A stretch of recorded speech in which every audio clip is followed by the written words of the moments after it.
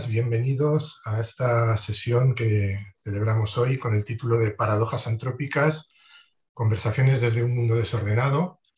La segunda de las conversaciones que iniciamos el pasado mes de mayo y que en este caso concreto lleva por título Información y desinformación, dos caras de una paradoja antrópica. Permítame que me presente, soy Jesús Rey, investigador del Instituto de Filosofía del Consejo Superior de Investigaciones Científicas y miembro del Club de Roma, y quiero darles la bienvenida, como digo, a todas y todos los asistentes, especialmente a quienes nos ven y nos escuchan desde otros continentes.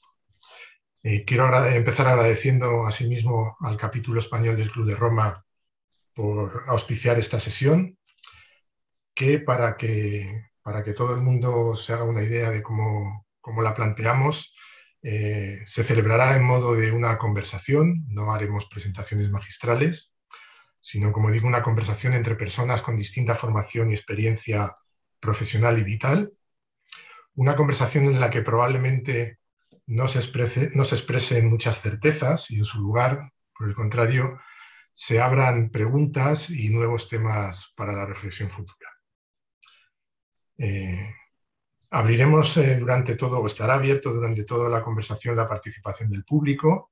Les invito a que expresen sus preguntas y sus comentarios a través del icono de preguntas y respuestas que tienen en la pantalla. Y sin más, paso a presentar brevemente a las personas que nos acompañan hoy. En primer lugar, las tres extraordinarias profesionales de diferentes ámbitos, que serán las contertulias: Ana Muñoz, Astrid Wagner y Magis Iglesias, a quien presentaré con más detalle a continuación. Y contamos asimismo con la presencia de Emilio Muñoz, que actuará como no moderador de esta conversación. Me gustaría, como digo, antes de presentar con más detalle a nuestros participantes, hacer una breve introducción del tema sobre el que versará la conversación. Y lo hago de este modo porque creo que nos ayudará a apreciar mejor la complementariedad de nuestras tres invitadas cuando las presente más detalladamente. El concepto de paradoja antrópica, sobre el que hablaremos hoy o que nos servirá hoy de base para la conversación, proporciona una base para el desarrollo de un marco teórico y analítico para el estudio de las sociedades actuales. Sociedades en las que abundan los discursos y acontecimientos paradójicos, es decir, aparentemente contrarios a la lógica, muchos de los cuales son antrópicos, es decir, están producidos o modificados por la acción humana. Hemos acuñado este término para poder definir las complejas situaciones de origen humano que crean contradicciones e incertidumbres con múltiples efectos sobre el planeta y las sociedades. Este concepto sirve de armazón para la construcción de una línea de reflexión sobre los retos, impactos e implicaciones socioeconómicos, ambientales y éticos en las relaciones entre los avances de la ciencia y la tecnología, su aplicación a la actividad humana y el desarrollo evolutivo del planeta como lugar de convivencia entre naturalezas, culturas y éticas. Uno de los acontecimientos que responden al concepto de paradoja antrópica es el que nos ocupa hoy, en esta conversación que, como digo, continúa la celebrada el pasado 19 de mayo, en la que ya hemos conversado en torno a este concepto de paradojas antrópicas. Y es que en relación con las imágenes, identidades y representaciones de la realidad a la que nos enfrentamos, es ineludible el análisis de la información y la desinformación. Hemos invitado a nuestras contertulias a que reflexionen y dialoguen a través del prisma de las paradojas antrópicas en torno a las dinámicas de transmisión de información y conocimiento y el impacto de las patologías de la información en estas pautas de transmisión de la información y el conocimiento. Patologías como la desinformación, la infodemia, la polarización ideológica, la conspiranoia o la debilidad de la cultura deliberativa, que sin duda irán saliendo a lo largo de la conversación. La pandemia de COVID-19 y el calentamiento global han puesto a la ciencia en primer plano, con los pros y contras que esta exposición pública acarrea. También lo han hecho sin duda otros importantes asuntos como la digitalización, la inteligencia artificial o la transición energética, entre otros. Uno de los riesgos que afronta la ciencia en estos momentos consiste en la desconfianza, el escepticismo y el rechazo que suscitan algunos sectores de la sociedad, que en su máxima expresión conducen al negacionismo. Si bien este rechazo hacia el conocimiento experto y científico es un fenómeno minoritario, existen algunas evidencias de que pudiera estar creciendo, o al menos así se ha manifestado en relación con algunos aspectos relacionados con dos de los grandes desafíos con evidentes conexiones científicas a los que nos enfrentamos, la pandemia de COVID-19 y la emergencia ambiental. Paralelamente a esta situación, en esta sociedad o en estas sociedades, cabría decir, de paradojas, en las que nos encontramos inmersos, se desvelan algunas confianzas quizás excesivas en círculos cerrados por medio de redes sociales que se tejen gracias a Internet. Estas confluyen con un amplio abanico de procesos de información y comunicación que inducen a la desinformación y que también tratarán nuestras invitadas en esta conversación. De esta paradoja que se produce en el seno de la que se ha denominado sociedad de la información, sociedad del conocimiento, versará por tanto la conversación que les proponemos hoy. Y paso sin más a presentar a nuestras participantes.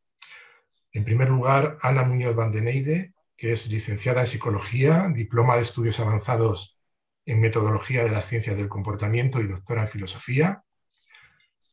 Es responsable de la Unidad de Investigación en Ciencia, Tecnología y Sociedad del Centro de Investigaciones Energéticas, Medioambientales y Tecnológicas, el CIEMAT, e investigadora principal del proyecto Estilos de Pensar la Ciencia, Diagnóstico y Prevalencia. Nos acompaña también Astrid Wagner, doctora en Filosofía, científica titular en el Departamento de Filosofía Teórica y Filosofía Práctica en el Instituto de Filosofía del CSIC y miembro del Berlin Center for Knowledge Research. Es investigadora principal del proyecto Respontrust, que lleva por título desarrollado Incertidumbre, Confianza y Responsabilidad. Claves para contrarrestar la desinformación, la infodemia y la conspiranoia durante la pandemia de COVID-19.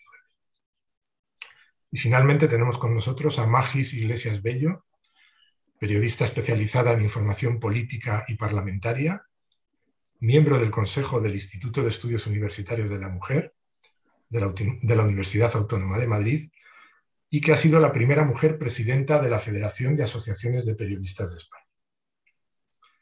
Asimismo nos acompaña como moderador o como no moderador de esta conversación, de esta tertulia, Emilio Muñoz Ruiz, que entre sus muchos méritos ha sido presidente del Consejo Superior de Investigaciones Científicas, director general de Investigación Científica y Técnica y de Política Científica, y en la actualidad es profesor emérito en el Departamento de Ciencia, Tecnología y Sociedad del Instituto de Filosofía del CSIC y miembro de la Asociación Española para el Avance de la Ciencia y presidente de su Consejo Consultivo.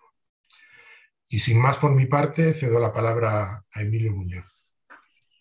Muchas gracias, Jesús, por tu presentación y por la presentación de los que vamos a participar hoy. Con eso tengo el camino allanado para darle la palabra, en primer lugar, a Astrid Wagner. Creo que ella es la epistémica por esencia y con ello, pues, tienes la palabra.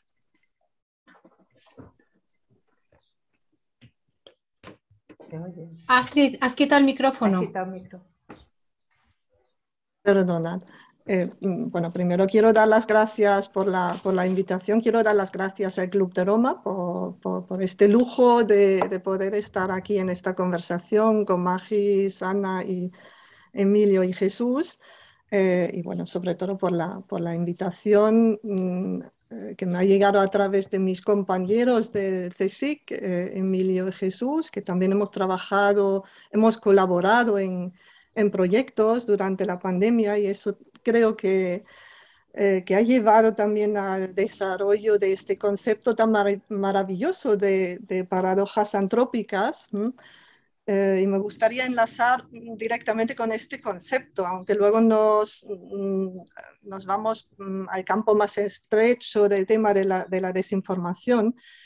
Pero creo que es un esquema interpretativo, un marco de análisis muy abierto a la colaboración entre distintas disciplinas, que permite un planteamiento amplio.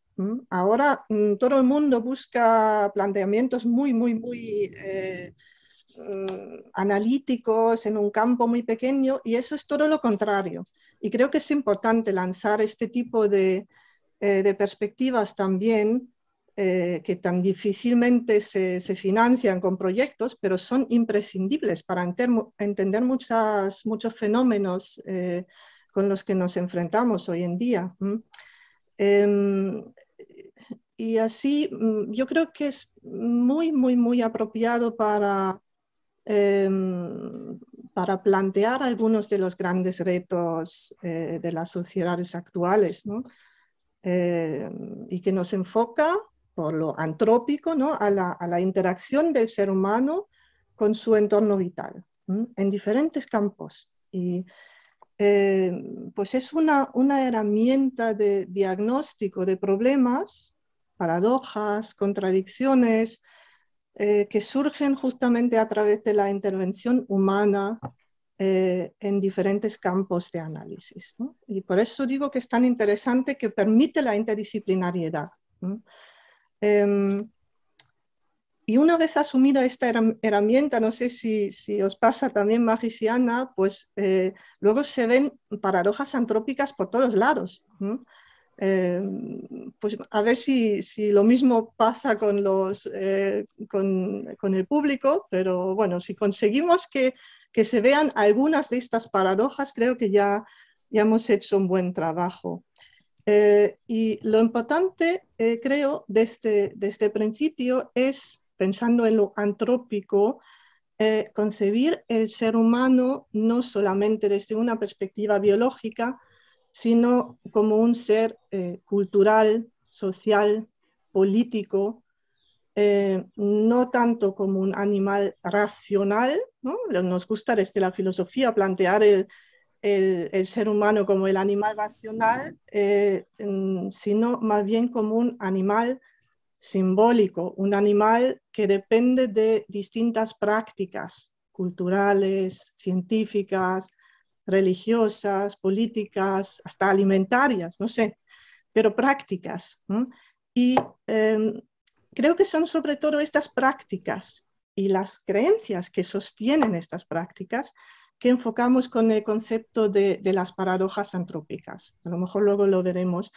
Y hoy hablamos en primer lugar sobre ciertas prácticas de comunicación y sobre la forma en la que han cambiado, han cambiado con la transformación digital de las sociedades contemporáneas.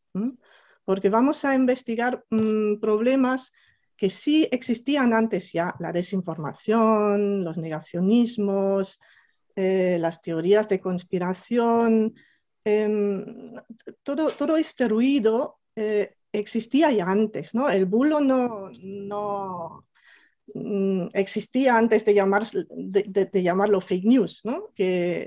Pero tenemos que ver que todos estos fenómenos han encontrado un amplificador en la esfera digital.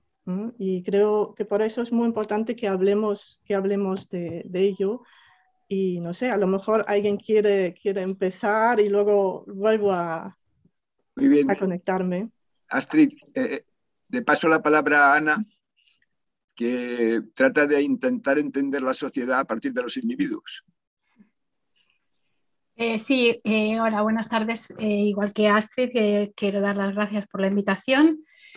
En un momento dado pensábamos que 1 hora y media puede ser mucho tiempo. La verdad es que cuando luego uno empieza a hablar se da cuenta de que el tiempo se pasa volando, y además es que hay tantas cosas que decir que no sabe uno muy bien por dónde empezar. Entonces, yo, por la presentación que ha hecho Jesús, tengo un perfil un poco mixto: ciencias sociales, ciencias humanas, metodología, estadística, pero me he dado cuenta de que básicamente soy psicóloga. Y entonces, en ese proceso de analizar la relación entre la ciencia y la sociedad, que es a lo que me dedico, pues me he dado cuenta que hay veces que hay que analizar la ciencia también, específicamente, y hay veces que hay que analizar y teorizar sobre la sociedad. Y en eso he estado un poco estos días con motivo de esta invitación, pensando cómo lo abordaría yo. Y entonces me he dado cuenta de que yo creo que uno de los problemas que tenemos a la hora de la sociedad, y en esto quizás estaría un poco en desacuerdo con Astrid, es que en realidad nos hemos olvidado de que somos seres biológicos. Y nos comportamos como nos comportamos porque somos seres sociales, pero no podemos olvidar que nos comportamos como lo hacemos porque somos seres biológicos. Y de hecho, todos los fenómenos relacionados con la desinformación y con el auge de las redes sociales tienen mucho que ver con ese componente biológico. Y es el hecho de que evolutivamente hemos evolucionado para que la información nos resulte gratificante, porque eso es lo que nos permite ser capaces de afrontar mejor los problemas y las situaciones. Y entonces las bases biológicas por las que eso ocurre son el circuito de recompensas de las neuronas dopaminérgicas en el sistema nervioso central, ¿de acuerdo? Entonces, recibir información estimula a esas neuronas y nos hace sentirnos bien. Entonces, buscamos información por el mismo mecanismo por el que buscamos alimentos, bebida, relaciones sociales y el mismo mecanismo que nos lleva a consumir drogas. Y además a no ser capaces de dejar de consumirla, aunque sabemos que nos está haciendo mal. Ese es el mismo mecanismo también que nos hace y que nos lleva, a mi modo de ver, a ser un poco unos junkies del arousal. El arousal es la activación fisiológica, es lo que nos hace estar alerta. Vivimos tan hiperestimulados y tan sometidos a fuerzas de todo tipo que tenemos a nuestras neuronas en estado permanente de disparo activísimo. Pero nuestro organismo está hecho también para mantener un nivel estable. Eso hace que se generen mecanismos de adaptación y de tolerancia. Es el mismo mecanismo que explica la drogadicción. Es decir, ahora mismo estamos tan estimulados que nos hemos vuelto eso, yonkis de la activación, de recibir información, y además, por otro lado, también evolutivamente, las noticias negativas, la crispación, las cosas malas, nos resultan más estimulantes porque suelen ser unos mayores indicadores de un problema que afrontar. Entonces, todo eso, todo ese clima nos está convirtiendo en lo que he dicho, unos yonkis del arousal y de la crispación. Entonces, a la hora de analizar todo esto, y me he planteado también cómo podemos analizar la sociedad, y entonces me he dado cuenta de que creo que uno de los problemas que estamos teniendo al analizar la sociedad es que se ha basado siempre en una idea estructural. Yo creo que se ha concebido más, mi símil es como si fuera un mallazo, es una red metálica que se utiliza en construcción para dar firmeza a las estructuras. Entonces hemos tendido siempre a explicar la realidad social en función de nuestras variables sociodemográficas, que son fijas y no las podemos cambiar o cambian poco.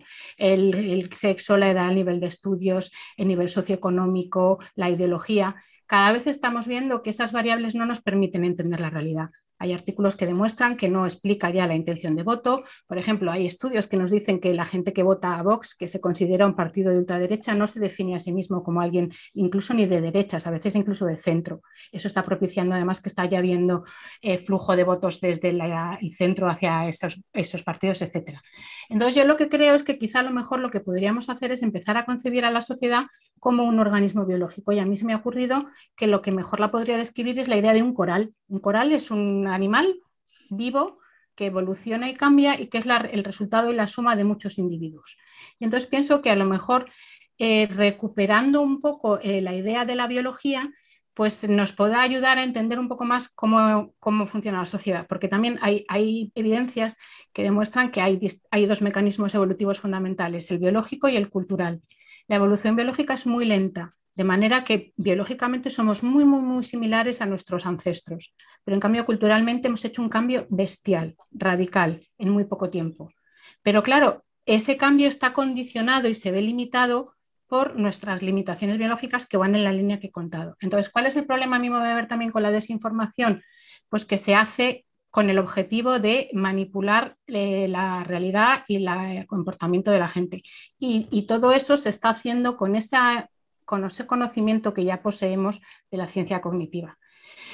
Y ya lo último, ya un poco en respuesta a lo que ha dicho también Astrid, nos venden la idea del ser humano racional y eso se conoce como el modelo del agente racional. Es algo que promueve mucho la economía y es la idea de que los seres humanos tomamos decisiones sopesando los pros y los contras para tomar siempre la mejor decisión en función de nuestros intereses, y asume también que la búsqueda del interés individual es lo que puede garantizar el interés colectivo. Sabemos que está totalmente equivocado, pero no hay manera de erradicarlo. ¿Por qué? Porque interesa mantenerlo, porque, por ejemplo, fomenta el individualismo y esas dinámicas acaban fomentando la polarización, que son las que nos están llevando a este circuito y este bucle que resulta un poco perjudicial, pero que con esa idea de que nos hemos vuelto dependientes de la activación, pues no nos permite romper. Y ya de momento yo lo dejo aquí. Muy bien. Pues ahora, Magis, tienes un reto porque efectivamente yo que he sido un lector ávido de periódicos. De hecho, cuando llegué a Estados Unidos, lo primero que me sorprendió que agradablemente en Nueva York era ver el volumen que tenía New York Times los domingos, que tenía que llevarlo en el carrito donde llevábamos a mi hijo, porque no se podía llevar a mano. Entonces, ¿qué ha pasado? ¿Qué pasa con la prensa desde esta maravillosa experiencia que tú has vivido y que creo que podemos aprovechar? Gracias, Emilio. El New York Times, además, te duraba toda la semana. Bueno, y más, no podías. Claro, pues este es otro de los síntomas del cambio. Primero, daros las gracias a los organizadores, a las organizadoras y a los que están trabajando conmigo en este equipo de investigación que dirige Astrid, pero especialmente dar las gracias a Astrid porque ella es la que me ha abierto este mundo. Yo dejé el periodismo activo allá por el año 11 cuando ya no podía soportar la transformación, que para mí era una enorme pérdida de identidad profesional y de identidad de lo que yo considero que es la misión social del periodismo en una democracia.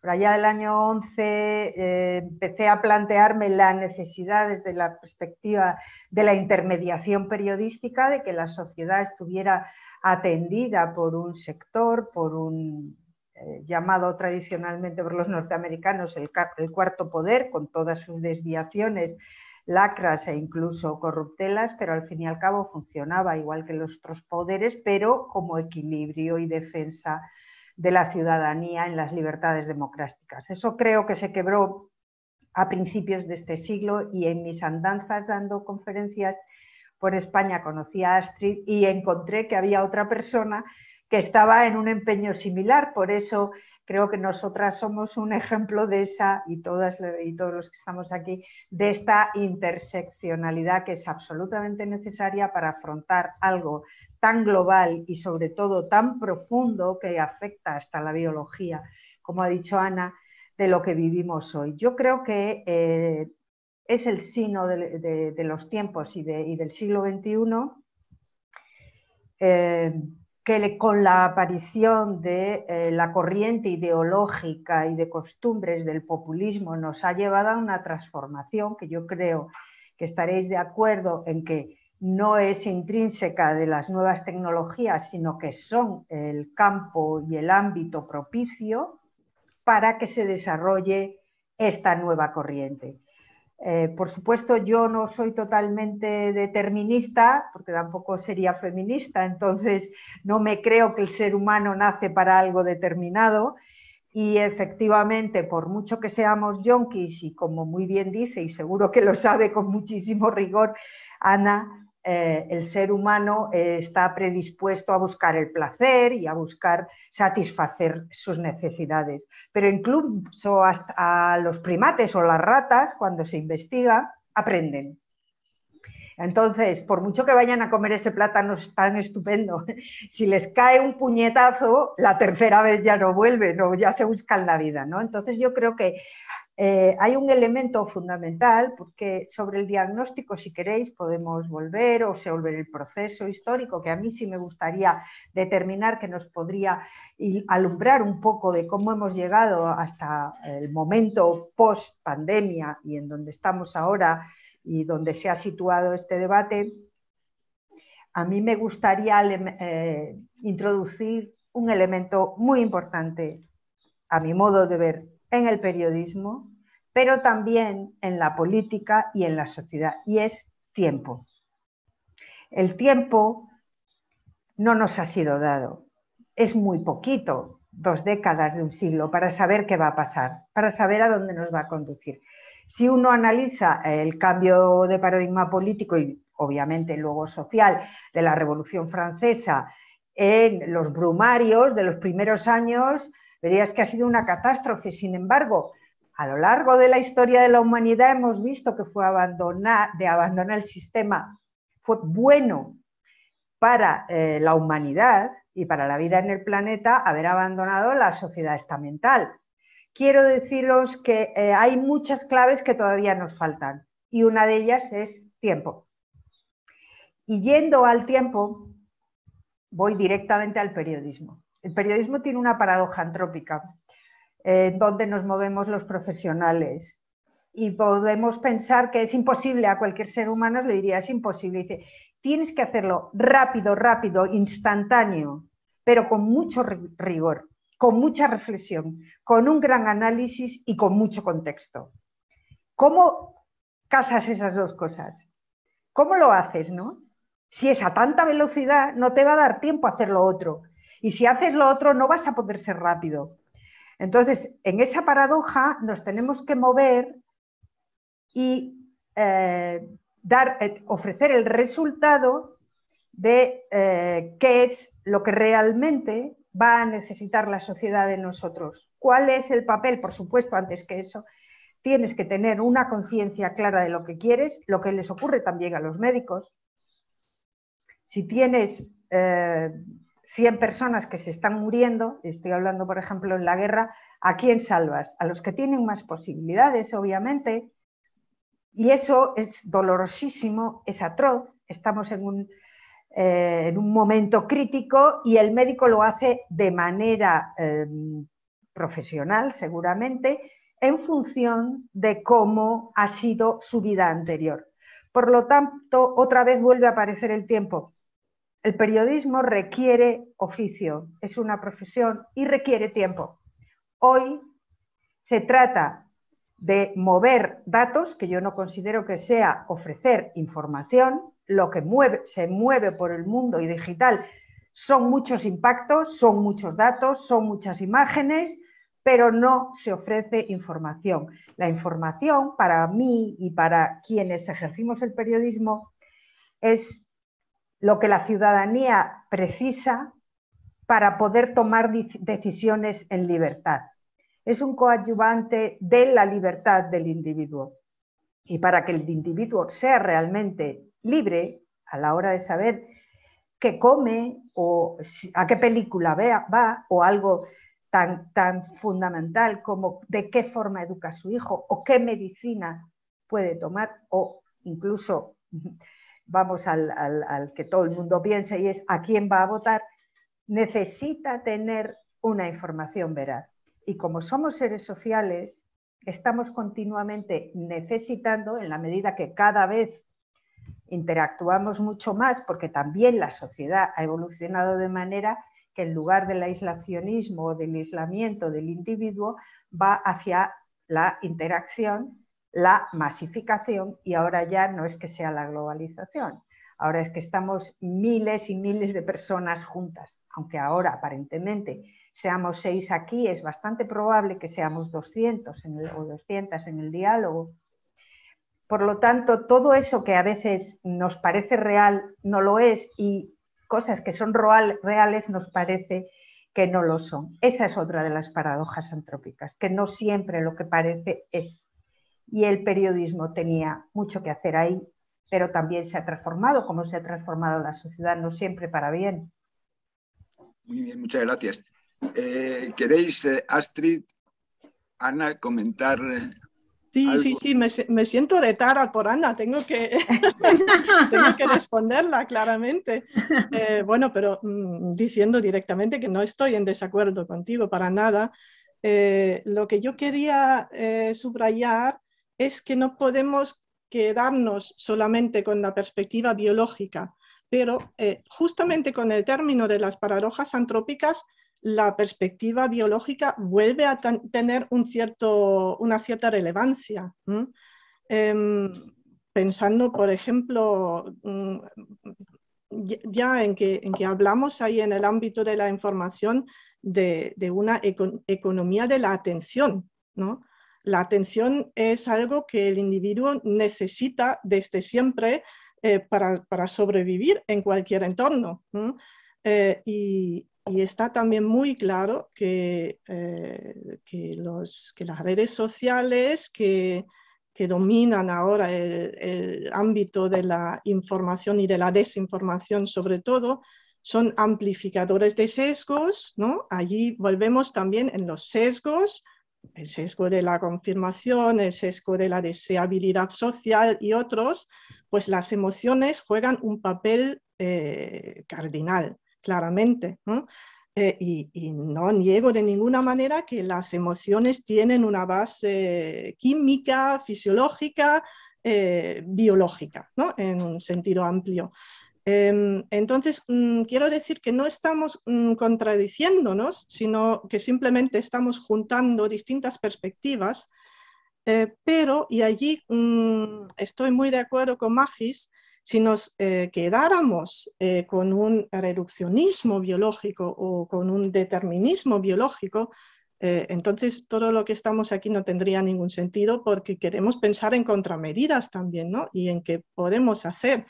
Y si todo estuviera ya determinado biológicamente, entonces no tendría sentido. Así, la capa cultural que tenemos ahí es importantísimo, ¿no? Por eso digo, es muy importante, sobre todo si hablamos de sistemas de comunicación, entendernos como seres históricos, culturales, sociales, políticos, ¿no? Y viéndolo así, pues tú has propuesto una imagen interesante, me parece que era la imagen de concebir la sociedad como un organismo biológico, y yo diría, bueno, a ver, lo complementaría con otra imagen que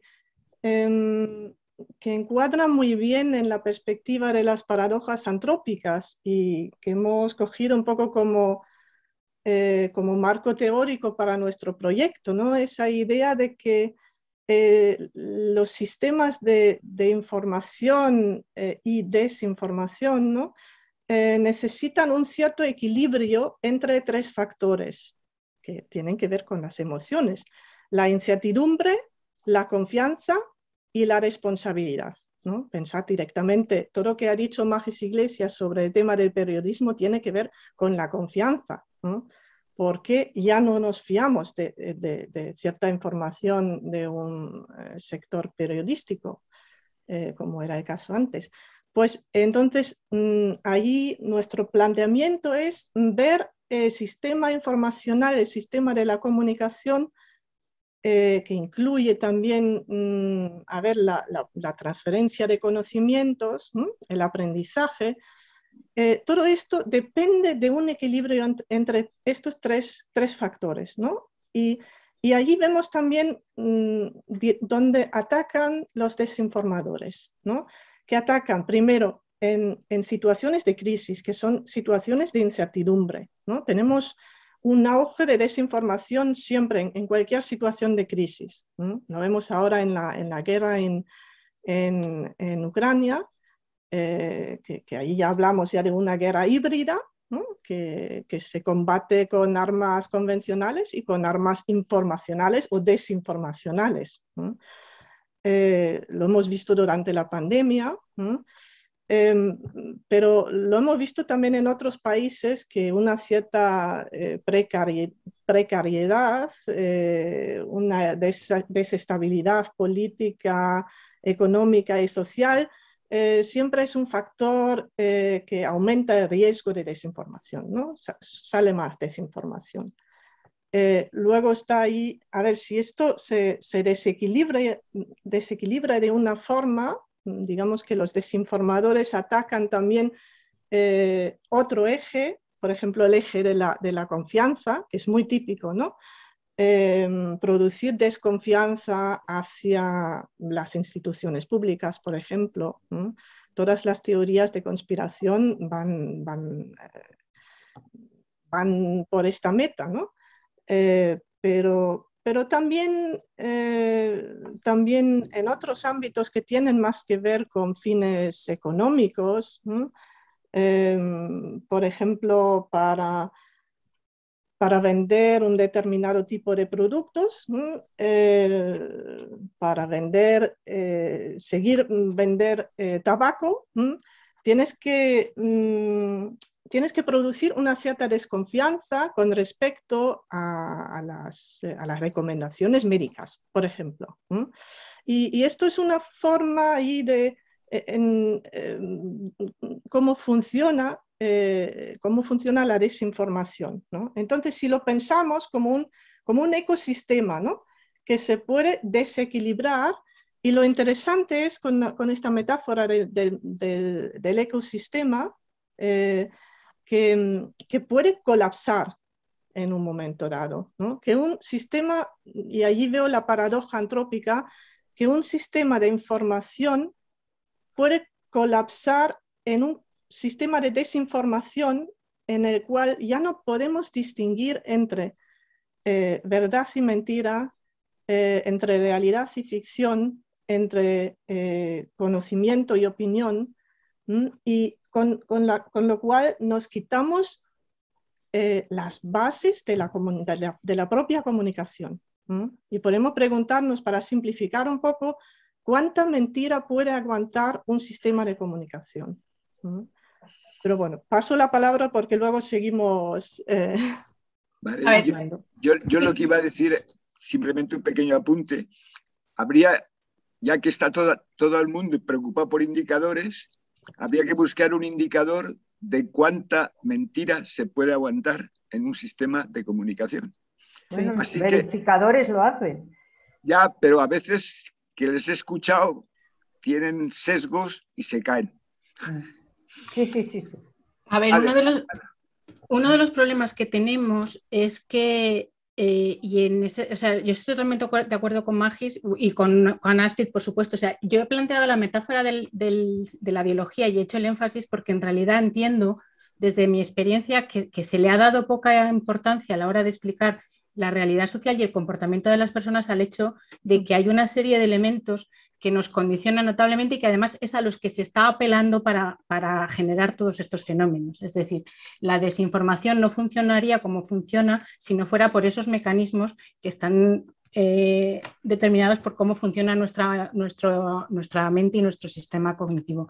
Pero por supuesto, o sea, yo lo que me dedico es a analizar la realidad social, y en el sentido un poco de lo que decía Emilio también, yo considero, y por eso era la idea de lo del coral, yo considero que para entender bien la realidad tenemos que entender a los individuos, sobre todo cada vez más en una sociedad en la que lo que se está fomentando de manera radical es el individualismo. De hecho, en el proyecto del que ha hablado Jesús, el de Estilos de Pensar la Ciencia, una de las cosas que queremos hacer es medir, tratar de cuantificar eso.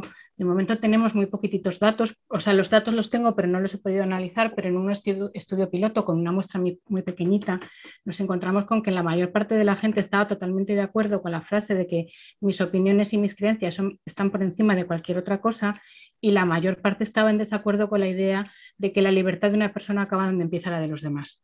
Entonces, yo creo que ese libertarismo y ese individualismo son también consecuencia del modelo de la gente racional, de cómo lo hemos vendido todo al mercado, y entonces da igual, además es como que se han olvidado los principios, y entonces, bueno, pues cada uno lo que intenta es hacer algo que le proporciona beneficio, y entonces en eso estoy de acuerdo con Magis totalmente. El ser humano tiene la capacidad de aprender, y yo creo que la solución a esta solo pasa por el camino de que aprendamos y de que le enseñemos a la gente que hay que desconfiar no de la información de por sí, pero que sí que hay una información, hay que verificarla, hay que ver que las fuentes son de calidad. Y entonces yo creo hay muchas iniciativas que se están haciendo a nivel escolar, en centros de educación secundaria, sobre todo con cursos para promocionar el pensamiento crítico, y además son importantes porque una de las frases que yo recuerdo que he leído en una noticia sobre ese tema era una chica que decía: desde que me han enseñado a valorar la información me siento poderosa.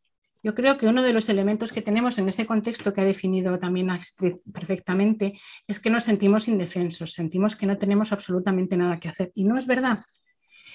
Todo esto está basado en torno a la idea de mercado. Entonces los ciudadanos somos consumidores. El mercado no funciona si no consumimos. Entonces lo que yo pienso es que debemos aprender a no consumir crispación, debemos aprender a no consumir mentira, y eso pasa porque aprendamos a identificar y a señalar una información de la otra. Evidentemente, Internet es una caja de resonancia brutal. ¿Por qué? Porque los propios algoritmos están diseñados para darnos información que sustenta nuestras creencias. Las creencias de una persona son una cosa fundamental porque definen quién es y cómo es, definen nuestra identidad. Cualquier intento por cambiar nuestras creencias lo percibimos como un intento de ataque a nosotros mismos, a nuestra propia identidad, y reaccionamos de manera muy agresiva. Hay un montón de estudios que lo han comprobado.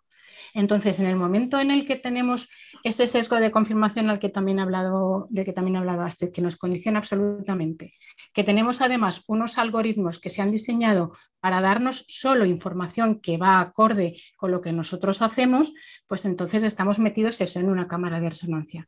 Pero lo cierto es que nosotros también le podemos enseñar al algoritmo a darnos información de distinto tipo. Yo he hecho búsquedas, yo recuerdo una vez que cuando yo trabajaba en la Agencia de Evaluación de Tecnologías Sanitarias, tuve que hacer un informe sobre trastornos de identidad de género. ¿Vale? Yo cada vez que ponía la palabra sexo en inglés para buscar literatura, llegó un momento que no hacía más que entrarme páginas pornográficas, y encima yo trabajaba en un organismo público y decía, Dios mío, si los informáticos están analizando lo que busco, me van a dar un toque de atención. Pero la realidad es que si tú buscas información variada, pues como que descabalas un poco al algoritmo, que ya no te tiene que dar siempre esta información. Pero no podemos olvidar que son las personas las que tienen muchas más cosas que decir, y tenemos que empezar a plantearnos que efectivamente estamos en un momento muy complicado, pero porque todo esto es muy nuevo, y yo creo que igual que hemos sido capaces de adaptarnos a otras crisis, igual que fuimos capaces de identificar que la heroína era una cosa malísima, yendo a mi símil con la drogadicción, y que eso hizo que su uso disminuyera, hasta que luego, por ejemplo, en Estados Unidos han venido las farmacéuticas detrás a vender medicamentos, en fin, que evidentemente todo es muy complejo, pero que yo no soy ni pesimista ni pienso que todo está hecho. Pero creo que debemos ser cada vez más conscientes de que tenemos que empezar a enseñar entre todos a pensar que no debemos dejarnos llevar por esto, y creo que sí se pueden hacer cosas. Lo que pasa es que pues, todavía no nos ha dado tiempo ni siquiera de identificar bien qué es lo que hay que hacer, ¿no? Jesús, ¿había alguna pregunta que quieras tú plantear? Jesús, ¿no tienes? No se oye. Gracias, Emilio. No Justo ahora iba a pediros paso porque hay algunas preguntas, algunos comentarios, además creo que tienen que ver con lo que estáis comentando. En relación con lo que estáis hablando de la cantidad de información y la desinformación, Begoña Bermejo comenta, dice, el exceso de información y de fuentes de información provocan la desconfianza en la ciudadanía. Grupos políticos y grupos de presión favorecen este aparente caos para igualar por abajo la fiabilidad de los medios, de forma que no sea fácil identificar los canales fiables de transmisión de la información. Completamente de acuerdo con Astrid. La paradoja para mí sería, cuanta más información, más desinformada está la ciudadanía. Y en relación con esto, Ana Gascón, supongo que es el nombre por la dirección de correo electrónico, pregunta, a nivel práctico, ¿cómo puede un ciudadano verificar la información que lee en la prensa, una revista o en redes sociales? ¿Qué pasos prácticos tiene que dar? Y Francés Romero comenta que una cosa que también tiene relación, porque habla del espíritu crítico, entiendo que del criterio, del pensamiento crítico, dice, la mentira forma parte de la naturaleza humana. No obstante, en la formación nos orientan más a la fe que al espíritu crítico. ¿Me equivoco o es otra paradoja? Digamos que yo veo aquí, no sé si estaréis de acuerdo, bueno, pues el tema de la cantidad de información, cómo seleccionarla, cómo valorarla, cómo aplicar la crítica desde la ciudadanía, ese sería un tema. Y permitidme que introduzca otro tema, que es un tema distinto, pero que quizá tiene mucho que ver con esto, seguro que estaréis de acuerdo. Dice Aquiles Ratia, recientemente Moisés Naim publicó su último libro titulado La revancha de los poderosos, cuya tesis principal son las 3 P, populismo, polarización y posverdad. Y aquí introduce el tema de las conspiraciones y las conspiranoias, que entiendo que no es lo mismo y que seguramente que vosotras tres nos podréis explicar un poco cuál es la diferencia entre creer en las conspiraciones, que probablemente, seguramente, haberlas haylas, y pasar a la patología de la conspiranoia, ¿no? Pero bueno, ¿no? Dice, sobre este último punto, ¿se trata de una conspiración mundial para confundirnos y que tomemos decisiones sesgadas por los intereses? ¿Quién o quiénes podrían estar detrás de ella? Aquí yo creo que ya nos introducimos quizá en la conspiranoia, no lo sé. Ahí os dejo estos dos temas. Bueno, creo con esto que tenéis ahora bastante terreno para que podáis dialogar ya no solo entre vosotras, sino con el público. ¿Quién empieza? Bueno, yo si me permitís, empezaría con el tema de por qué estamos desinformados con la saturación de la información. Y está relacionado con lo que antes yo llamaba periodismo, que identifico con información y no con flujo de datos e imágenes, que es lo que creemos que tenemos. Efectivamente, estamos saturados y, por lo tanto, no estamos informados. Si te dan 100 opciones para elegir, pero no sabes cuál es la mejor, no estás informada al respecto. Necesitas saber con buen conocimiento la verdad de cada una de las opciones para estar informado. Por lo tanto, es verdad esto que es un principio simple que se estudia en las escuelas de periodismo, y es que hay dos maneras de estar desinformado, y es a través de la censura, cuando no tienes ninguna información, en los regímenes autocráticos y dictaduras. Por ejemplo, sabemos que en China pues, la mayoría de la información no llega y estás desinformado porque hay censura. Pero luego hay otra manera que, por desgracia, estamos viviendo hoy, es que estamos tan saturados y hay una pugna tan grande entre todos los flujos informativos que también estamos desinformados. Esa es la paradoja, y es antrópica porque obviamente se utilizan las tecnologías, pero es el ser humano el protagonista. A mí me gustaría hacer un pequeño recordatorio de cómo se ha producido este proceso en el siglo XXI. Estoy muy de acuerdo con la persona que ha relacionado la posverdad y el populismo, porque esto son síntomas. Ambos, tanto la desinformación, la posverdad, los bulos y las fakes, y en fin, el proceso desinformativo y manipulador de las emociones de las personas, con el populismo. Y la radicalización y el uso de las emociones están perfectamente unidos. Por lo tanto, esto no es un fenómeno casual. Hay agentes, obviamente, agentes con intereses que lo hacen de manera activa. Cuando se dice, es que esa información manipula y las personas toman decisiones de manera equivocada. No, de manera inducida. Siempre hay un agente con un interés. Es decir, la desinformación no es que por casualidad caen muchos datos ahí y no sabes qué tomar. No, no, es que alguien que sabe, y que sabe mucho más que el ciudadano, que la ciudadana, que la sociedad en su conjunto, incluso las autoridades en los sistemas democráticos, es el que actúa y desinforma por un interés determinado. Cada uno tiene un interés distinto, pero ellos saben mucho más que nosotros y que nosotras. Ana habla de la alfabetización mediática, que será la que dentro de un tiempo nos enseñará a leer, a informarnos, a conocer y a distinguir, y hoy incluso tenemos una persona que no sabe qué hacer. ¿Yo cómo sé de dónde viene esta imagen? Bueno, pues mucha gente va a Google, es lo único que tiene, pero es que Google forma parte del mismo sistema. Por lo tanto, yo termino en esta breve intervención. Quiero dejar muy claro que hoy aún no tenemos una formación para defendernos, pero sí sabemos que los que nos desinforman saben muchísimo más que nosotros, saben cómo actuar, y si los algoritmos, como decía Ana, yo pongo sexo y no soy indicativo, el algoritmo cambia. No sé si sabéis que las grandes plataformas cambian los algoritmos a su interés, y no lo sabe nadie, ni siquiera los SEOs, es decir, los expertos en medirlos. No saben cuáles son continuamente los cambios y qué cosas se están valorando. Por lo tanto, aquí hay unas fuerzas que no son inventadas, que no son una conspiración, que son una realidad, y es una industria de la desinformación que sirve a intereses comerciales, económicos, políticos y de seguridad. el primer elemento que tuvimos de la ciberguerra, que está en el origen de toda la desinformación, se produjo en el año 2007 con un ataque de Rusia a su antigua república Estonia y le atacó por tantos sitios cibernéticamente, paralizó el país, provocó una fricción social y una agudización de una revolución social que luego lo ha estado repitiendo en muchos sitios. Sabemos perfectamente que Rusia no solo está, obviamente, en toda la desinformación relacionada con Ucrania, sino que ha estado en la de Yemen, en la de Siria, y ha estado incluso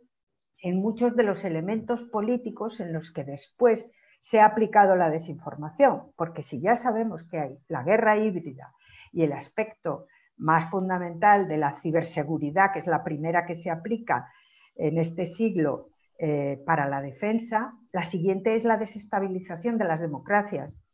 Y sabemos que el Brexit se hizo con intereses determinados, intereses políticos manipulando el voto. Sabemos que la votación del 16 en Estados Unidos para que ganara Trump también se hizo igual. El asalto al Capitolio también tuvo que ver. Y así como en la ciberseguridad, todos los países se han puesto, y la OTAN de hecho está en ello, incluida España, desde esos primera década del siglo XXI, estamos perfectamente articulados, lo cual no quiere decir que no nos puedan atacar, y sabemos que han atacado bancos, que a grandes medios de comunicación, sino que ya están más defendidos. Sin embargo, en la política todavía no se han tomado todas las decisiones y desde el punto de vista ciudadano, como lo hemos visto en la pandemia, tampoco. Tiempo. Una vez más necesitamos tiempo. Astrid. Sí. Bueno, quizás complementando un poco, sobre todo pensando en contramedidas también, ¿no? Porque han preguntado también qué podemos hacer. Una cosa es lo que podemos hacer como ciudadanos, creo que allí hay mucho que decir, pero otra cosa también importante es qué se está haciendo desde el punto de vista de una regulación del ámbito digital, ¿no? Y allí, pues sobre todo desde Europa, estamos avanzando bastante en los últimos años, ¿no? Todavía son todos intentos un poco tímidos, no suficientes, pero bueno, tenemos el Digital Services Act, tenemos planteamientos que vienen del ámbito, por un lado, de derecho mercantil, que es muy interesante porque todo lo que viene de un ámbito del derecho constitucional va tan lento, que todo lo que pasa entre tanto en las redes sociales pues sigue pasando sin más, ¿no? Y luego puede haber penalizaciones, pero bueno, no es suficientemente rápido para decir, mira, vamos a cerrar la cuenta de Twitter de Trump, por ejemplo, ¿no?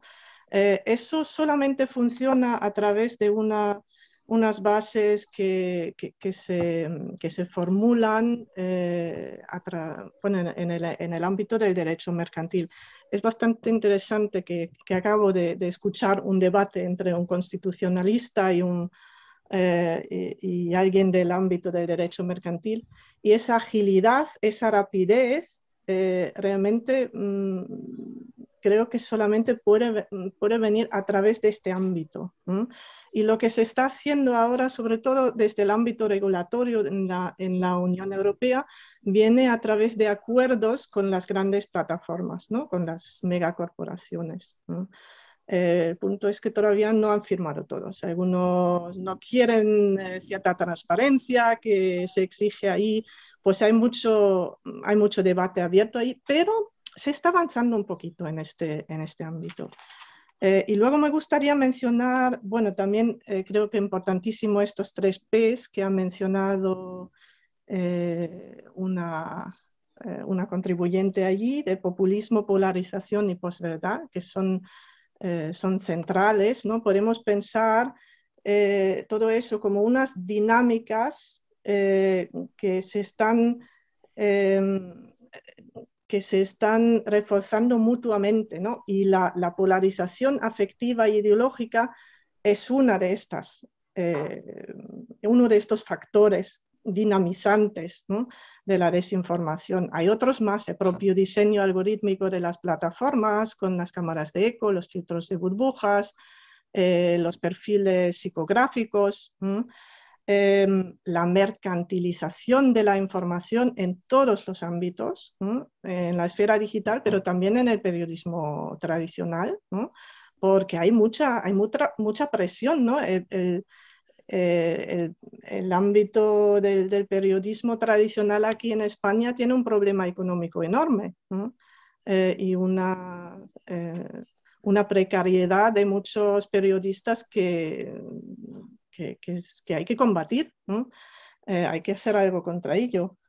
Y luego, claro, todo el discurso relativista de la posverdad, ahí también hay algo que quizás me gustaría mencionar un momento, que creo que no hemos sido capaces realmente de trasladar bien la importancia de aceptar un concepto más humilde de verdad. Pensamos que, a ver, o hay verdad o no hay verdad, ¿no? O hay verdad absoluta o no hay nada, pero no es así. Las verdades que tenemos en los diferentes ámbitos son verdades a escala humana. A ver, en el ámbito de la ciencia, por ejemplo, son certezas provisionales que van cambiando, se van adaptando con el avance científico, a prueba de revisión, claramente. Lo que pasaron durante la pandemia.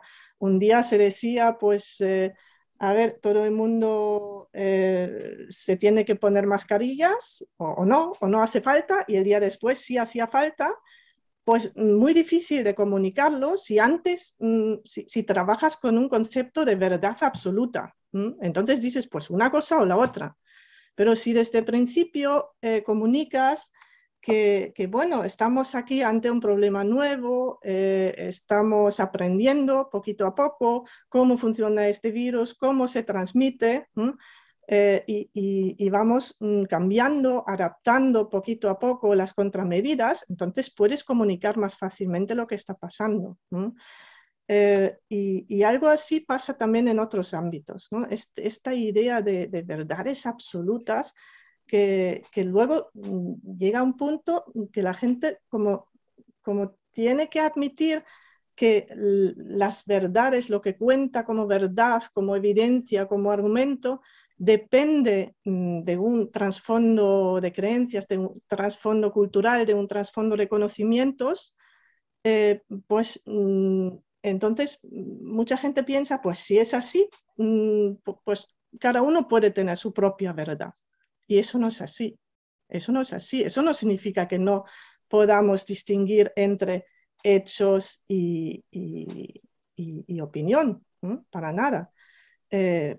Sino todo lo contrario, que tenemos que hacer estas distinciones y tener la responsabilidad de tomarlos, de hacer estas distinciones de una manera apropiada. Y bueno, pero bueno, en eso somos falibles. Y ahí voy al último punto que preguntaba. Una pregunta era, ¿cuál es la diferencia entre las teorías de la conspiración y la conspiranoia en sí, ¿no? O la creencia en una teoría de la conspiración y la conspiranoia? Pues es una cosa gradual, ¿no? Si investigamos empíricamente los grupos de personas que constituyen ahí este mundo conspirativo, pues vemos que hay personas que tienen una tendencia de creer en partes de las teorías conspirativas. Por ejemplo, y además hay que decir, bueno, sí, todas las teorías conspirativas tienen algún fondo de real, ¿no? Por ejemplo, pues saber que las megacorporaciones se quedan con nuestros datos personales. Pues sí, es así, ¿no? Eso no se han inventado ni nada de eso, pero desde allí hasta creerse fielmente una teoría de la conspiración es un paso, ¿no? Y este paso lo vemos sobre todo en el momento en que, el paso a la conspiranoia, en el momento en que ya no se puede contraargumentar, porque las teorías de conspiración tienen su propia lógica. Y eso significa que cualquier argumento que se lanza en contra, pues está directamente desacreditado, ¿no? Y no hace nada más que reforzar la sospecha en el engaño, en el sistema del engaño. Os doy un ejemplo. Doy una conferencia en una biblioteca pública aquí en España sobre posverdad, desinformación, no sé qué, con un grupo de conspiranoicos allí, y voy argumentando, me dicen, no, todo lo que dices tú, pues no. Empiezan con argumentos, voy contraargumentando, y llegamos a un punto en el que ya se quedaron sin argumentos, y el último argumento era, pero usted es funcionaria, ¿no? Yo digo, sí, trabajo para el CSIC. Ah, pues entonces nada de que usted diga es fiable, porque trabaja para el gobierno. Y ahí vemos cómo funciona esa lógica conspiranoica, ¿no? Que no funciona ningún argumento ya a partir de cierto momento. Y si alguien entra en este bucle, es muy difícil de sacarle de allí. Y allí eso solamente es la conspiranoia, que además tiene que ver con emociones muy fuertes, con una ansiedad, con todas las emociones que, lo puedes decir, Ana, tú mucho mejor, que son sintomáticas de la paranoia. Uh-huh. Ana.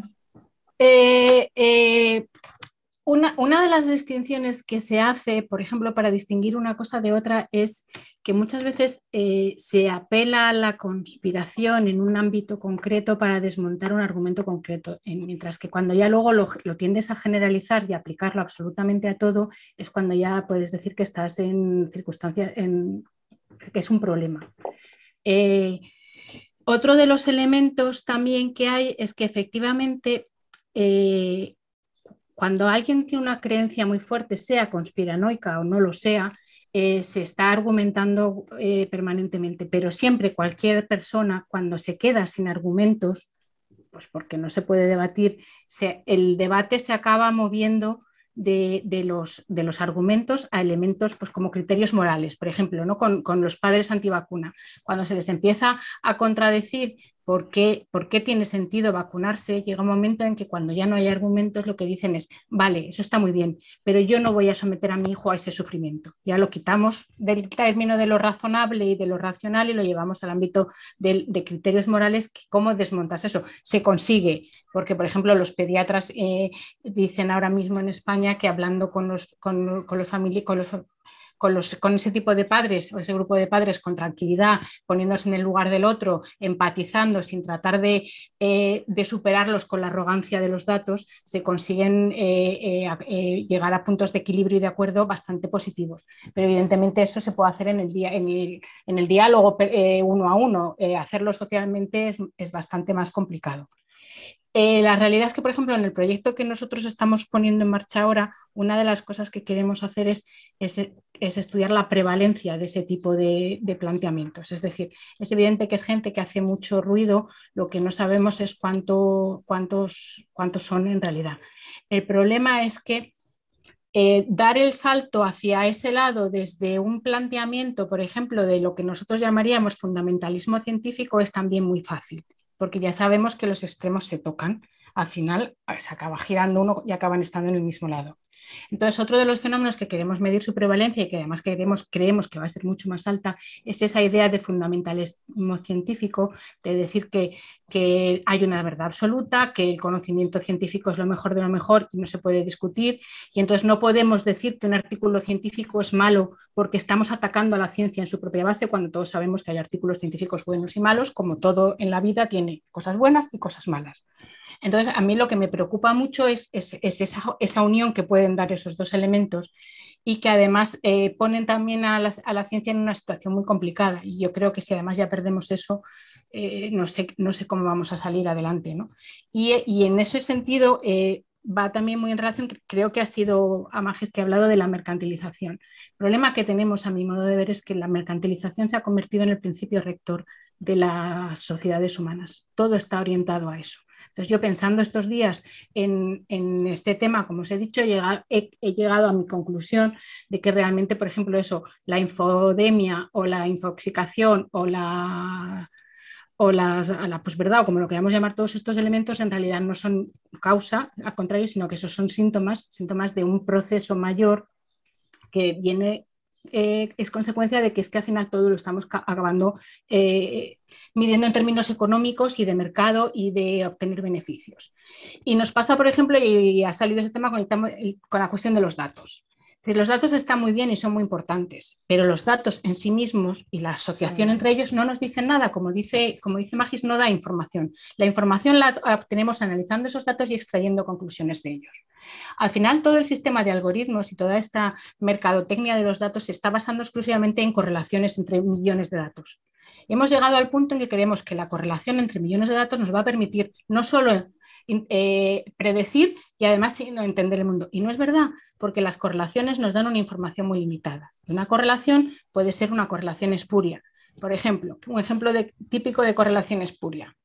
En verano, o sea, se hace un análisis estadístico en verano y se dice que en verano aumenta en un 200% el número de gente que muere por ahogamientos. Y entonces se dice, en verano se consumen muchos helados.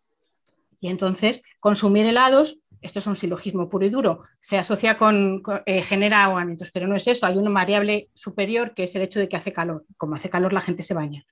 Pues toda esa relación de datos se está basando exclusivamente en correlaciones que proporcionan información importante, pero no es suficiente, no nos dan información causal, no nos permiten entender las cosas. Entonces estamos en un punto en el que pues eso, consideramos que manejar millones de datos nos permitirá entender y predecirlo absolutamente todo. Y lo siento mucho, pero estamos muy equivocados, porque además nos lleva a errores por eso, porque las correlaciones proporcionan una información limitada. Entonces, lo que tenemos que tratar es de empezar a pensar que tenemos que analizar la información para extraer realmente conocimiento y no para extraer asociaciones de ella. Y en este sentido también otra de las cosas que yo quería apuntar es que tendemos a pensar y a decir que la culpa de todos nuestros males o la gran mayoría de nuestros males se deben al hecho de que tomamos decisiones de manera o basándonos en emociones. El problema es que se están utilizando las emociones para manipularnos, pero lo cierto es que, como ha dicho uno de mis científicos de referencia, Antonio Damasio, las emociones nos permiten responder de manera inteligente sin pensar de manera inteligente o sin pensar mucho en ello. Y es una realidad, es decir, cuando uno se encontraban nuestros antepasados ante un depredador, no te podías parar a pensar en todos los pros y los contras de si tienes que correr, de si lo es o no lo es, sino que salías a correr disparado. Entonces yo pienso que en vez de a lo mejor lo que tenemos de cara a plantear soluciones también, lo que tenemos que empezar a hacer es enseñar también o aprender nosotros mismos a educar a nuestras emociones a que reaccionen negativamente a todas estas dinámicas, ¿de acuerdo? No sé cómo hacerlo, o sea, el principio es muy bonito, no sé cómo se puede hacer, no tengo la clave, pero creo que tenemos que empezar a introducir en el discurso ese elemento, es decir, que está muy bien pensar que somos racionales, pero la realidad de lo que nos dice la ciencia cognitiva es que funcionamos de manera racional en contextos específicos y en momentos muy puntuales, porque operativamente no tiene sentido pensar que estamos actuando siempre de manera racional. Pero entonces, de la misma manera que están utilizando las emociones para manipularnos, tratemos de promover mecanismos por los que nuestras propias emociones nos ayuden a reaccionar visceralmente en contra de todos esos intentos del populismo, de polarizarnos, que es por lo que decía al principio, dejemos de comprar crispación, dejemos de atender a programas de televisión en los que lo único que se busca es gritar cada uno más alto, porque eso es lo que nos hace estar activos, que es lo que parece que nos está gustando. Pues creo que hay claves a partir de ahí que nos pueden ayudar a encontrar elementos que nos ayuden a tratar de defendernos en un momento en el que estamos realmente amenazados por cosas que nos están desajustando mucho socialmente. Y que de acuerdo estoy con Ana, porque es como si me estuviera leyendo el pensamiento. Yo soy muy fan de Javier Echeverría, que todos conocéis, que nos habla de los señores del aire, los señores de las plataformas, esta nueva realidad y nuestras nuevas identidades digitales. Y hay una cosa que me encanta que él dice, y es que nosotros no sabemos casi nada de cómo funciona el mundo tecnológico de las plataformas y cómo consiguen utilizar o los algoritmos o las emociones o la radicalización o los verbos, porque no os olvidéis nunca que hay una parte de la comunicación decisiva utilizando el léxico, cómo consiguen manipularnos y volver a los sesgos, a las campanas, de todo lo que Astrid también teoriza. Cómo ellos consiguen hacer eso, y digo ellos porque o ellas serían las plataformas y serían los soportes tecnológicos al servicio de esa industria de la ganancia comercial. ¿Y por qué la sociedad, las democracias, las instituciones, incluso la sociedad civil, no estamos preparados y no nos defendemos con los mismos conocimientos? Lo que acaba de decir Ana. Ana, tú nos estás diciendo, es que sé neurológicamente cómo funciona eso. Y sé que no valen 3 datos, tengo que relacionarlos, tengo que sistematizarlos, priorizarlos, colocarlos adecuadamente para hacer conclusiones útiles. Yo soy optimista, creo que efectivamente necesitamos tiempo, soluciones, como en esta nueva sociedad uno de los síntomas es la rapidez y la superficialidad y la espectacularidad. Queremos inmediatas, resultados inmediatos, no los hay, pero yo sí creo que con el tiempo se va a conseguir eso. Es decir, así como la ciberguerra se la supieron hacer los militares a través de la tecnología y fueron los primeros en el año 2007. Pues probablemente ya de pasado el primer cuarto de siglo, después del 25, ya tendrán las instituciones, los gobiernos, digamos las entidades bancarias que también están afectadas. Es decir, es toda la sociedad la que está siendo manipulada por unos pocos. Por lo tanto, esa tecnología y ese conocimiento, ya tenemos tiempo suficiente o ya ha pasado para saber que lo tenemos que poner en marcha y yo tengo fe en eso. Sí me gustaría rebajar un poquito el optimismo de Astrid, que sé que la ha estudiado y yo de alguna manera a su lado, lo que ha hecho la Unión Europea con las plataformas. No olvidemos que esto también es una guerra global. Y lo que hace la Unión Europea con las plataformas es todavía muy casi nada. Es decir, lleguemos a un acuerdo porque no te puedo imponer nada, porque no lo vas a admitir, no hay más que ver que coges a Amazon y para empezar declara donde le da la gana y lo que le da la gana. Por lo tanto, todavía hace lo que le da la gana. Poquito a poco se irá consiguiendo, porque yo creo que a todo el planeta le interesará. Pero de momento, si la Unión Europea quiere hacerle algo a las grandes tecnológicas, vendrá a Estados Unidos y lo impedirá y se vengará de nosotros, como ocurrió en su día con la aceituna negra, que fue por culpa también de un negocio de un avión. Es decir, yo soy optimista, pero no tanto. Sé que es difícil. Y para mí hay una clave y es la sociedad civil. Y esto me lleva a otro de los asuntos que habéis tratado. Y es cómo se ha introducido el lucro como único motivación y argumento para el mundo de la comunicación, del periodismo y de la información veraz como instrumento de la democracia. ¿Cómo es posible que las empresas de comunicación, las grandes corporaciones de medios de comunicación se hayan dejado llevar exclusivamente por el lucro y se hayan olvidado de un intangible del que vivieron todas las empresas, incluido el New York Times que leía Emilio con tanto fervor? Y es el prestigio. El prestigio es un intangible que vale muchísimo más que el dinero que cuesta el periódico. Por supuesto, no tiene nada que ver. Lo que tú podías poner hoy en día serían 2 euros o lo que fuese en su día en dólares. Ese dinero no tiene nada que ver con lo que estabas comprando y era credibilidad, prestigio, confianza. Y aquí volvemos a la confianza. El populismo y la desinformación está basada en la desconfianza, en generar desconfianza. ¿Cómo trabajas para el gobierno?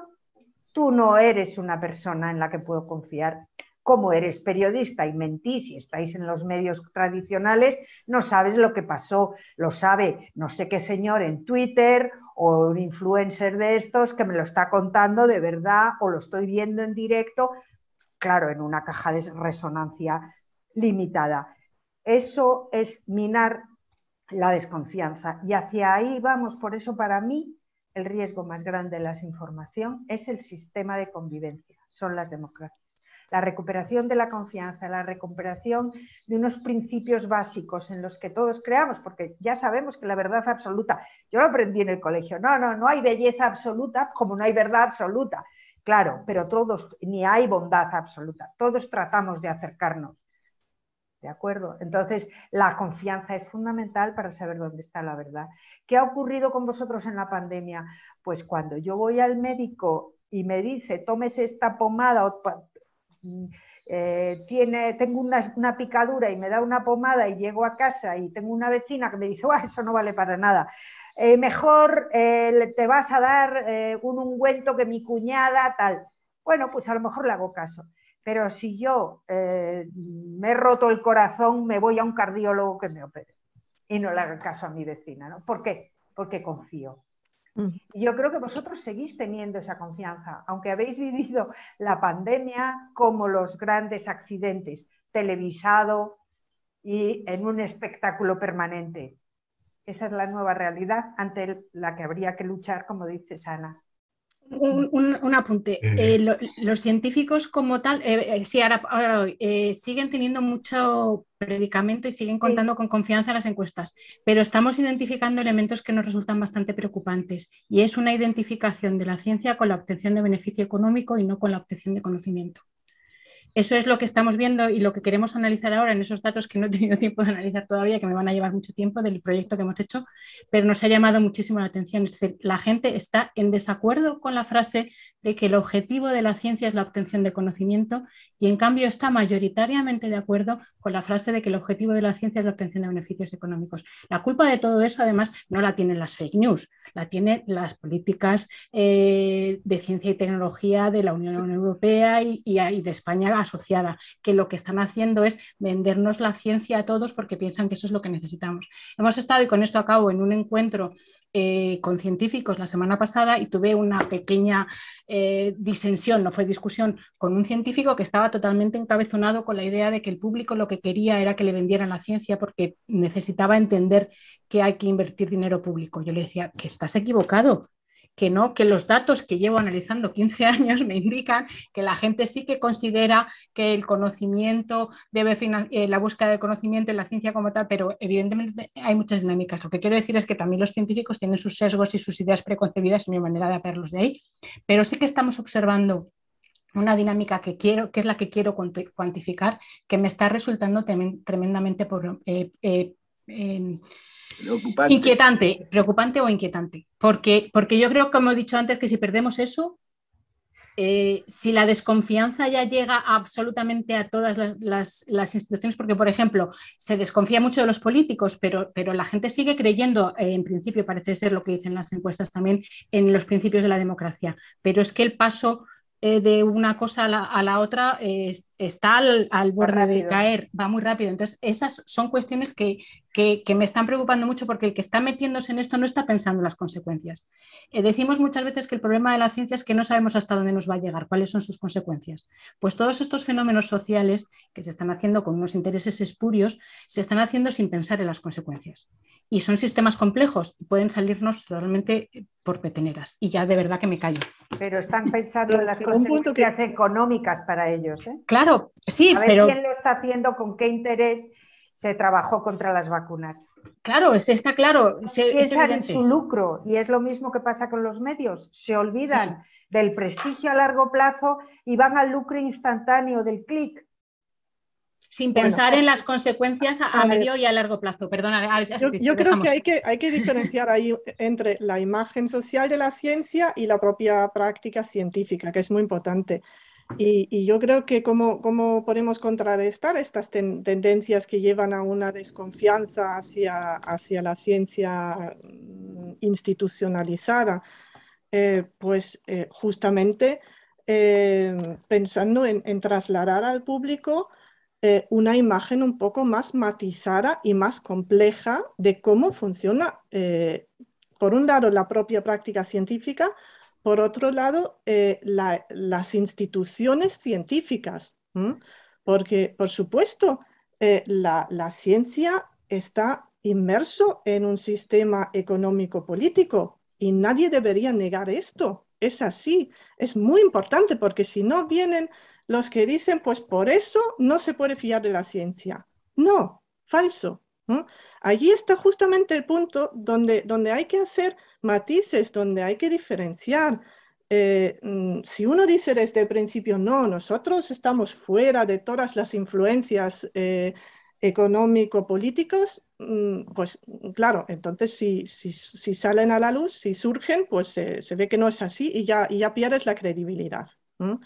Pero si se sabe, pero bueno, tenemos que ver, y eso también es importante, las investigaciones que se financian, pues tienes que explicar por qué se financia este proyecto y no otro, y allí pues tienen que ver muchos intereses, entre otros intereses sociales, que allí entramos en un campo de política científica. Y hay que decir que este campo existe y que es importante, que la ciencia no es algo que se haga en una torre de perfil, pero esto no significa que los resultados de las investigaciones científicas no sean fiables, ¿no? Y justo allí tenemos que explicar mejor cómo funciona este campo, cómo funciona este ámbito, ¿no? Eso es una cosa, y luego quiero volver un momento porque estábamos hablando de... Estamos muy justos de tiempo. Bueno, pues entonces vamos a las preguntas. Pasamos a las preguntas. Bueno, es que se está produciendo un debate, un montón de comentarios y de preguntas. No voy a poder leerlas todas, obviamente, pero voy a resumir, si me parecéis y si me permitís. Y hay un par de preguntas que me han parecido muy importantes y que os las voy a formular para que muy brevemente las comentéis. Bueno, hay preguntas que hay bastantes de las personas que están participando que hacen preguntas de cómo identificar la información, la desinformación, las fake news. Hablan también del tema de la mercantilización de la información, por qué nos resultan tan interesantes las fake news, que en el fondo lo que hacen, dice Fernando, nos emocionan y por eso se mueven en un entorno de mercado. Se habla también, por ejemplo, Valentí hablaba del liderazgo mundial, si es que faltan líderes mundiales que pongan freno a esta locura. Y, por ejemplo, María Ángeles Gallego comentaba que el problema de identificar todo esto y de regularizar la información es que se puede utilizar como mecanismo para censurar. Ahí quiero intervenir yo luego. De acuerdo. Y hay un comentario que a mí me ha parecido muy interesante y provocador, que os lo voy a trasladar, pido disculpas al resto de los participantes porque me va a ser imposible recoger. Pero yo creo que el Club de Roma a veces dice que puede o no, no sé, Óscar, a veces puede intentar responder a alguna de las preguntas o algo. Sí, bueno, voy a formularos el comentario pregunta de Pedro Maynar, que ya os digo me ha parecido bastante pertinente o muy pertinente y provocador, y me gustaría también que lo comentarais. Habla de la autonomía y la polarización. Dice, ¿por qué ceder en cuanto a la autonomía? ¿Por qué debe ceder salvo porque exceda los límites legales? ¿Por qué a quien usa de la autonomía se le atribuye fomentar la polarización? ¿Debe primar el agregacionismo? Igual la mayoría prima siempre.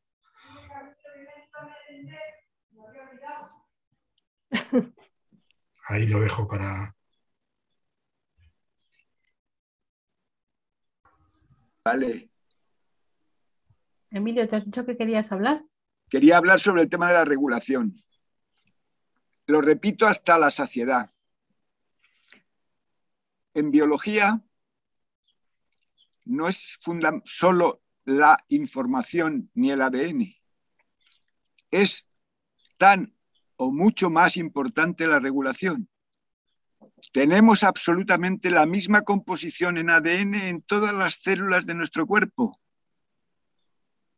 Entonces, ¿por qué vamos a ser, unas son de páncreas, otras son de las raíces de las uñas y otras son de los ojos y otros de las orejas? Por los procesos de regulación. Por eso, en el ADN hay solo una pequeña parte que es la que codifica proteínas. Y hay mucha parte que al principio se llamó basura y ahora se sabe que son importantísimos para todos los procesos de regulación. ¿Qué es necesario para hacer regulación? Saber, conocer y tener una estrategia adecuada. Tener voluntad de hacerlo. Claro. En el caso de una estrategia incluso natural.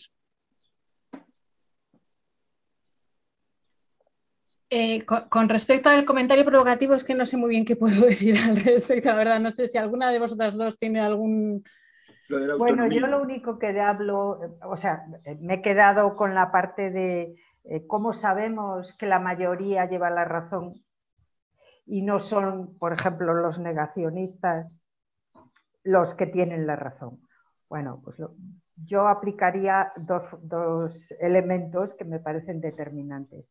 Uno es que con el paso del tiempo se está viendo quién tiene la razón. Los negacionistas del cambio climático no tienen nada que decir ya, están desapareciendo y convirtiéndose en una anécdota y una ridiculez, y con las vacunas de COVID ha pasado lo mismo. Es decir, puede haber ideas minoritarias, la Tierra puede ser que sea plana, a lo mejor existe, bueno, es probable, posible, ¿sí?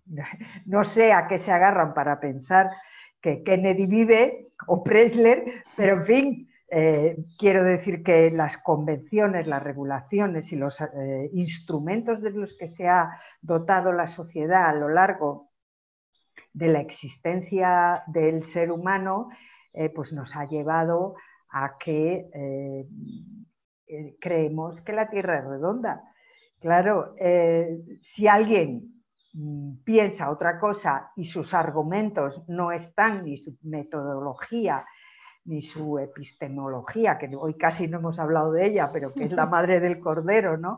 Que en el periodismo llamamos la buena praxis, ¿no? Que la garantía de una buena información es que esté bien construida y sobre todo verificada y además contextualizada. Esa praxis, ese método te ofrece una serie de garantías, pero es que los métodos no se inventan de la noche a la mañana. Es que hay científicos, como mucha gente decía, ¿cómo van a saber cuál es la vacuna? Si a los 3 meses había una vacuna y normalmente se tardan años.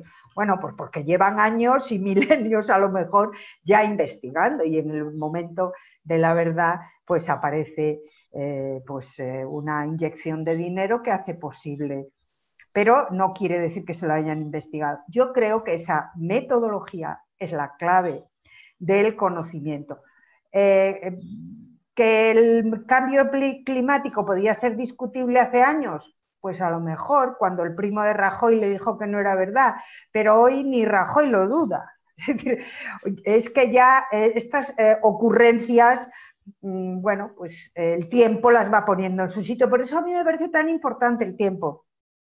Y con respecto de la alfabetización mediática o digital, que Ana insiste mucho y yo también en que es tan importante como las matemáticas y la lengua en los colegios, porque además los niños, es que una de las cosas que está ocurriendo y por qué otra persona pregunta, ¿por qué tenemos porque somos esos yonkis que dice Ana de la respuesta inmediata?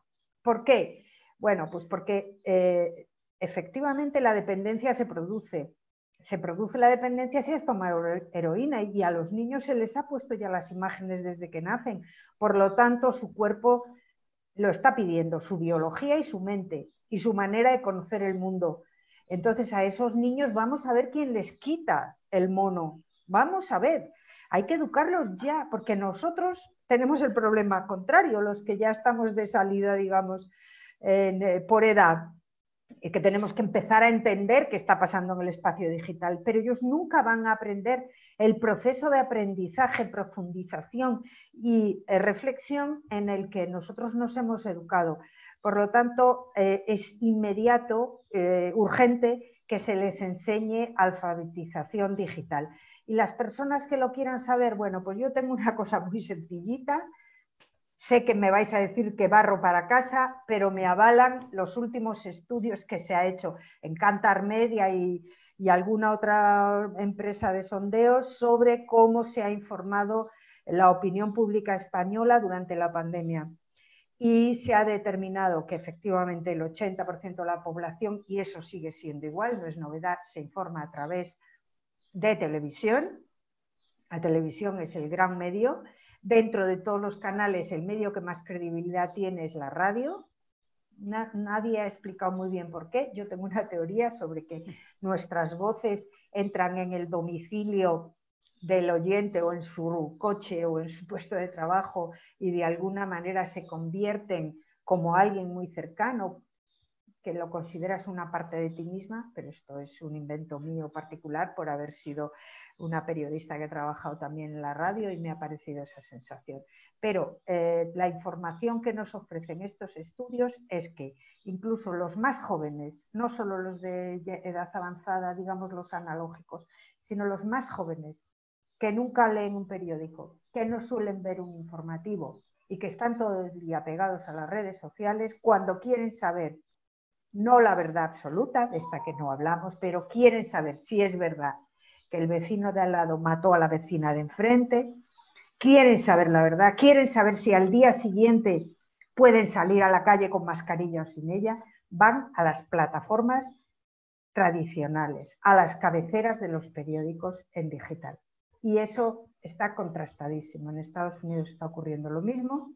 Y tiene mucha más credibilidad, a pesar de que somos críticos, de que le decimos que hacen seguidismo, que buscan el clic, pero todavía las cabeceras tradicionales de los medios de comunicación de referencia, el otro día, esto es propaganda obviamente, el presidente de un grupo muy importante decía, el mejor antídoto para la desinformación son los medios de comunicación, son las cabeceras en las plataformas digitales. Y hoy hay un periódico que publicita suscriptores, o sea, pide suscriptores diciendo la desinformación no necesita suscriptores, tu periódico sí.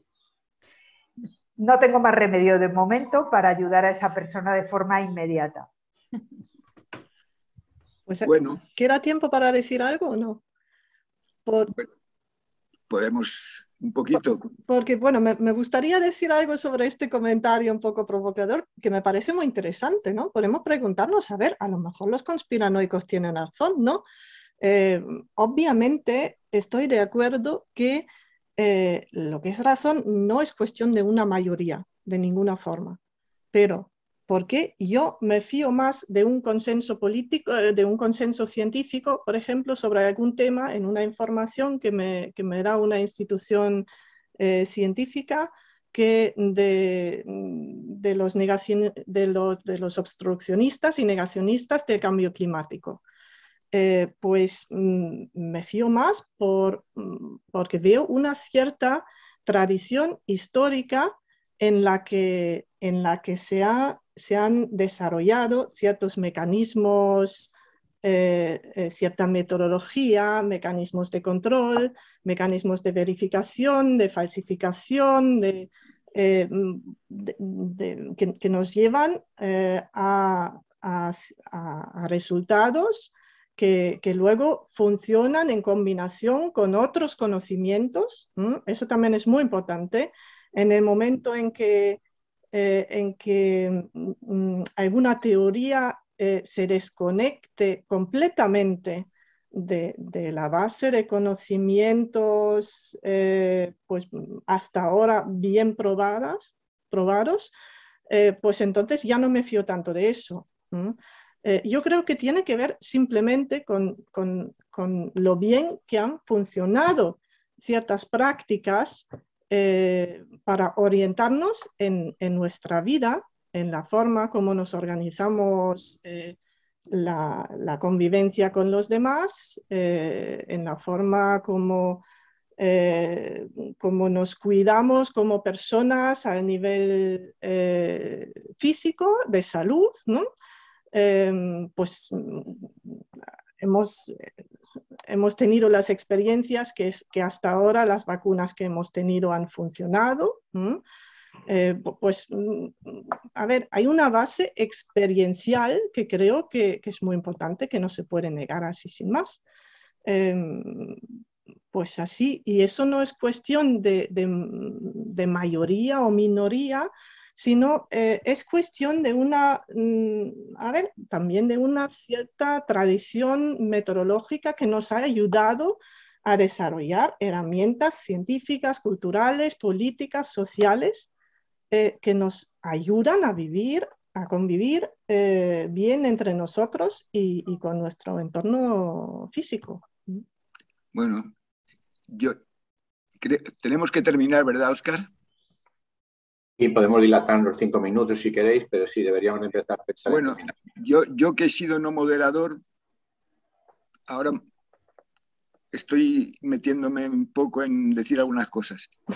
Creo que la importancia es las instituciones, su historia, su prestigio, su funcionamiento establecido y valorado. Estoy en total acuerdo con lo que estaba diciendo Astrid, que es lo que justifica. Es decir, ¿por qué podíamos decir que las vacunas tenían cierta seguridad? Porque en cualquier caso, aunque se corriera, estaban siguiendo los procedimientos establecidos. No fue porque se dijo, es que la mayoría, no. Hay instituciones históricamente funcionando para valorar los medicamentos. The Food and Drug Administration de los Estados Unidos es una de las instituciones que ha logrado sobrevivir hasta ahora incluso, pero ya va cayendo en riesgo hasta la mercantilización. Y es eso, historia, conocimiento, tiempo, institucionalización. En el fondo, regulación. Pero como sabes, la desconfianza es lo que siembra el populismo y la desinformación al servicio del populismo. El populismo lo que propugna es la relación directa, el ciudadano es el que manda, es el referéndum, es la asamblea, las instituciones y los intermediarios, y de ahí mi lucha por la intermediación periodística, es que ese populismo nos lleva a la desconfianza de las instituciones. Por lo tanto, el sistema democrático, el sistema institucional de confianza que hemos establecido a lo largo de la historia, se quiere acabar con él. Por lo tanto, en situación no de pandemia hay que seguir apoyando las instituciones, fortaleciéndolas y expulsando a las que las dañan. Mira, por eso precisamente, perdón un segundo, por eso precisamente las atacan, porque saben la importancia que tienen. Es decir, evidentemente nadie te ataca si eres irrelevante. El hecho de que se vaya a por ellas a degüello es precisamente por la gran relevancia que han tenido hasta ahora y que si las perdemos, como digo, no sé qué va a ser de nosotros, ¿no? Perdonad. No, por eso, y con eso termino haciendo propaganda, como decía Umbral, de nuestro libro, ¿no? Jesús y yo empezamos en agosto del 19 escribiendo un artículo sobre en qué se parecen ciencia y democracia. Porque pensamos que eran dos instituciones que había que intentar conocer y salvar un poco. Bueno, pues eso es. Muchas gracias y hasta la próxima.